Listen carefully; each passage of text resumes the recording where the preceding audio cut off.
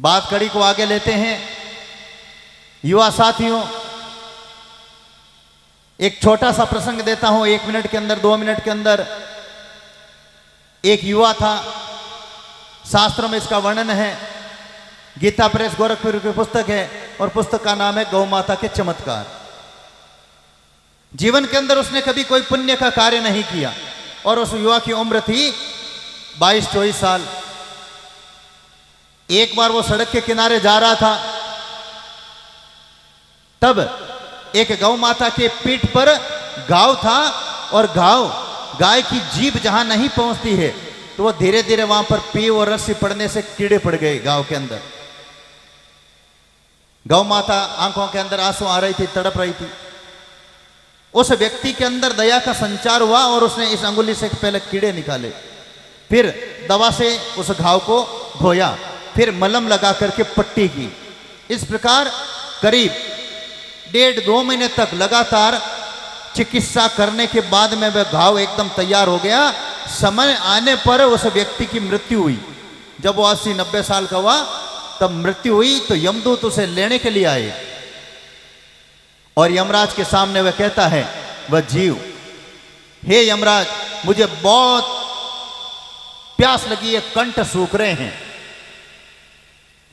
तेज भूख लगी है, पूरा ये जीव, मेरा शरीर जल रहा है। वो जीव ये बात कह रहा है, फोटो भी है उस किताब के अंदर। और ध्यान देना, मरने के बाद में जो शरीर है इसको अगर बोटी बोटी करें कोई कष्ट नहीं होगा, जलाएंगे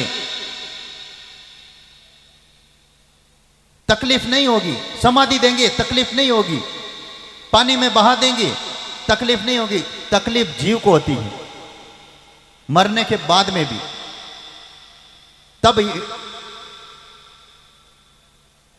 यमराज कहते हैं उस जीव को, जिस अंगुली से तूने गाय के कीड़े निकाले हैं उस अंगुली को चूसना शुरू करो।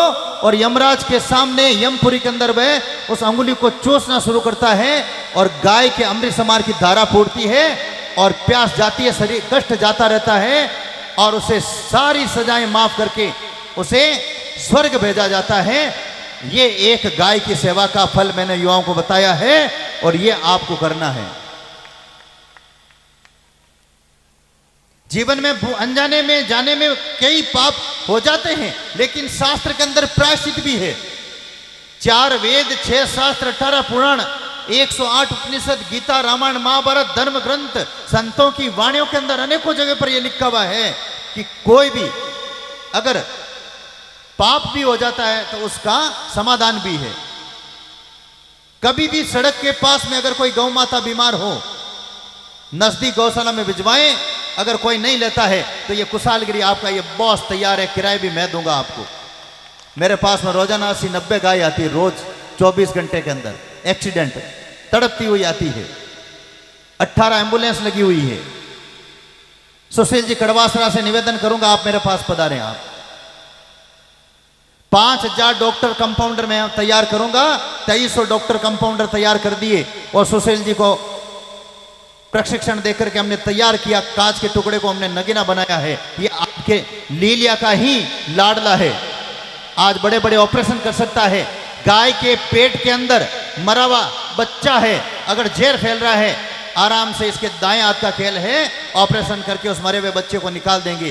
प्लास्टिक खाई हुई है, कांच, चूड़ियां, ब्लड खाई हुई है, गौवंश, ऑपरेशन करके 50 किलो 60 किलो मलबा निकाल देंगे प्लास्टिक का। विभिन्न प्रकार के ऑपरेशन इनको आते हैं।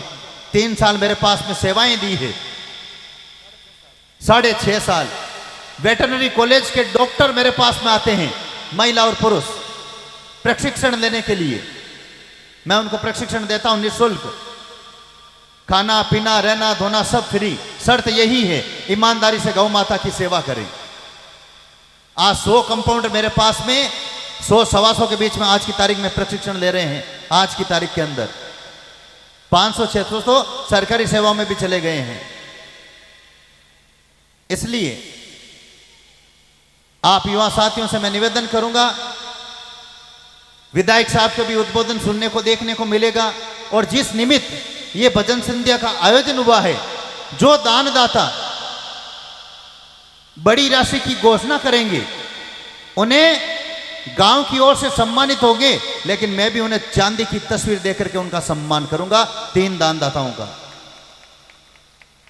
आपने मुझे बुलाया है, संत का काम है कुछ न कुछ आशीर्वाद देकर के जाते हैं। गणेश जी बांता, दीपेंद्र जी राठी, रिद्धि सिद्धि मेडिकल स्टोर जसनगर द्वारा विश्व स्तरीय गौचिकित्सा नागौर में पीड़ित गौवंश हितार्थ आप दवाइयां भेंट करेंगे। जोरदार तालियों से स्वागत अभिनंदन। मौजूद है क्या यहां पर? पधारें आप। लेकिन यहां पर विश्व स्तरीय गौचिकित्सालय आप लिए कुछ नहीं दें, केवल इस गौ माता के निमित्त यह कार्य करें। ये दवाइयां हैं इसलिए मैं ले रहा हूं। आप इधर साइड में खड़े हो, थोड़ा इधर इस साइड। जोरदार तालियों से स्वागत करें। मेरा निवेदन है ज्यादा से ज्यादा लीलिया गांव के अंदर जो गौ माता है, गौशाला है, उसके लिए गोदान इकट्ठा करना है। बहुत बहुत साधुवाद। अभी मैं प्रवचन के बाद में आपका स्वागत करूंगा। अब आप कुछ चाहते हैं, आपको मेरे प्रवचनों के अंदर आनंद युवाओं को नहीं आया है, आप कुछ और चाहते हैं। यह तो मैंने एक बुजुर्गों के हिसाब से प्रवचन दिया है।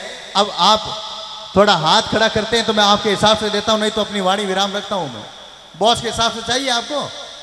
हाँ तो बॉस के हिसाब से भी दे देता हूं 1 मिनट, क्योंकि ध्यान देना आप, धर्म की रक्षार्थ 2 रूप हमेशा रहते हैं। चाहे भगवान श्री राम का देखिए, चाहे भगवान श्री कृष्ण का, शांत रूप भी मिलेगा और उग्र रूप भी मिलेगा। भगवान श्री राम वनवास गए तब सब चीजों का त्याग कर दिया, लेकिन धनुष बाण का त्याग नहीं किया, और मैंने भी त्याग नहीं किया। देख लीजिए आप। धर्म की रक्षार्थ, धर्म की रक्षार्थ आपने देखा होगा तेजाजी महाराज ने भाले पे तलवार के द्वारा कितने मतलब क्या है, गो आतताइयों का उन्होंने मतलब क्या संहार किया, और आज करोड़ों लोग उनकी पूजा अर्चना करते हैं। इसलिए धर्म को रक्षा करने के लिए शक्ति की परम आवश्यकता है। याद करो दिन वो हिंदुस्तान का, जब प्रधानमंत्री मनमोहन सिंह जी थे, पाकिस्तान के सैनिकों ने हमारे सैनिक की गर्दन काट करके लेकर के चले गए, और वापिस केवल धड़ आया था, गर्दन नहीं आई थी।